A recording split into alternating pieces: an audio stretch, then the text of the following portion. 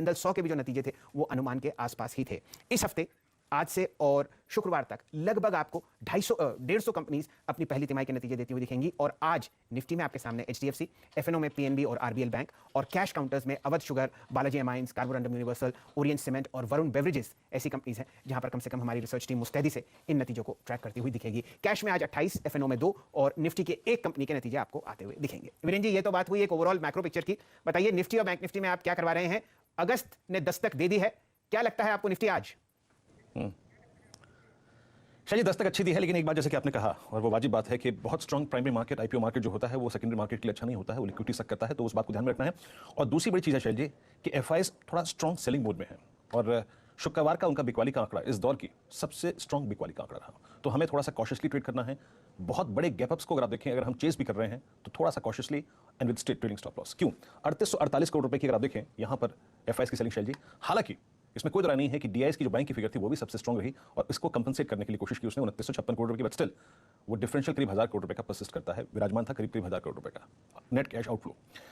शुक्रवार को जब हम निफ्टी डे हाई पर था 861 पे, एक पिवट पॉइंट पे था, उस वक्त एफआईएस ने अपने लॉन्ग्स को अनवाइंड किया, अपने लॉन्ग्स यानी लॉन्ग ट्रेड को काटा और थोड़े से शॉर्ट इनिशिएट किए। 8185 कॉन्ट्रैक्ट, 2313 करोड़ रुपए का उन्होंने शेल स्टॉक फ्यूचर्स खरीदा। स्टॉक फ्यूचर्स में एक बात देखने को मिली है एफआईएस की तरफ से कि शॉर्ट कवर किया और 23000 कॉन्ट्रैक्ट लॉन्ग, लेकिन ऑप्शंस में 1886 करोड़ रुपए की बिकवाली वो इंडिकेट करती है कि 15900 16000 एक सप्लाई जोन होगा।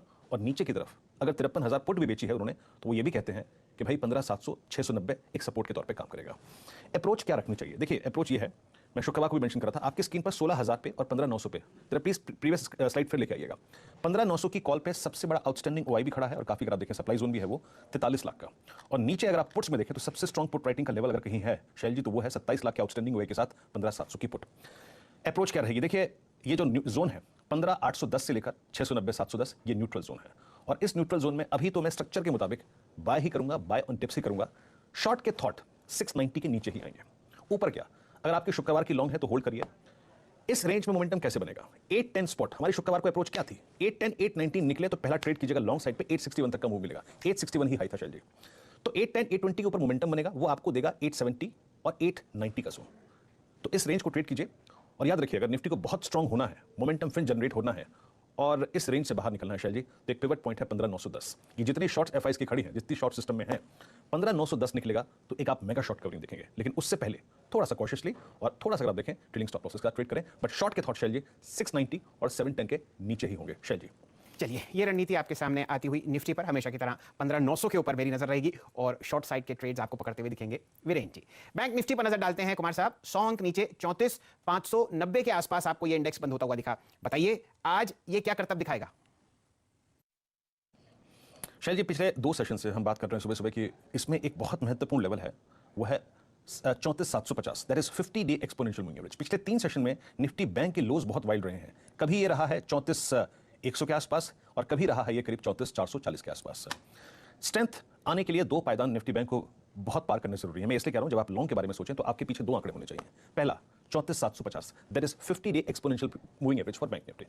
जब इसके ऊपर टिके, जो कि पिछले 2 सेशन से नहीं हो रहा है गुरुवार और शुक्रवार को, तो हमें एक स्विंग मिलेगा कहां तक का?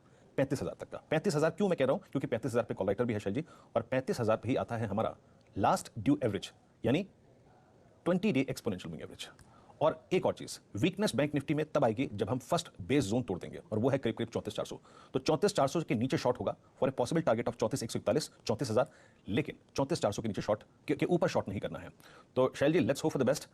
बाजार में अगर बहुत अच्छा मोमेंटम आना है तो उसके लिए 2 सबसे पर्याप्त सर्कमस्टेंसेस हैं, वहां पे निफ्टी अबव 15910 और यहां पे शैल जी लास्ट ड्यू एवरेज और कॉल राइटर का सबसे बड़ा जोन और वो है 35000। अगर हमारे इंडेक्सेस इस हफ्ते इन लेवल्स को पार करते हैं तो खुल के लॉन्ग साइड पे ट्रेड करना चाहिए, क्योंकि उसमें स्ट्रेंथ भी होगी, उसमें शॉर्ट कवरिंग होगी। तो आज के लिए 2 लेवल्स हैं, 34750 ऑन द हायर साइड, इसके ऊपर 35000, 35000 के ऊपर 35200, लेकिन नीचे वीकनेस 34400 के नीचे ही रहेगी शैल जी। और फार्मा में अच्छी शॉर्ट कवरिंग अभी और विजिबल दिख सकती है शैल जी। चलिए ये तो रणनीति आपके सामने बैंक निफ्टी और फार्मा स्टॉक